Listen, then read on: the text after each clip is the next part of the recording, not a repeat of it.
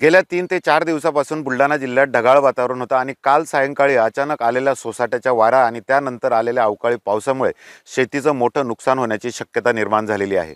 या ठिकाणी आपण जर का बघितलं तर या शेतकऱ्याने काढणीला आलेला हरभरा शेतात कापून ठेवलेला आहे आणि या अवकाळी पावसामुळे हा हरभरा ओलाचिंब झाला आहे आणि त्यामुळे हरभरा, गहू, संत्रा, कांदा अशा पिकांचं नुकसान होण्याची मोठी शक्यता निर्माण झालेली आहे।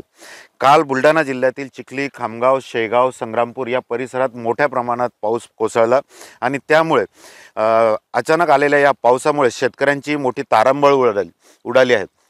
शेतात आपलं पीक झाकायला जाणाऱ्या एका शेगाव येथील एका 27 वर्षीय युवकाच्या अंगावर वीज पडून हा युवक जागीच ठार झालेला आहे आणि यामुळे या परिसरात आता शेतीचंही मोठं नुकसान होण्याची शक्यता निर्माण झालेली आहे। कॅमेरामन शांताराम तायडेसह doctor Sanjay Mahajan, ABP Majha, Buldhana. ABP माझा, उघडा डोळे बघा नीट।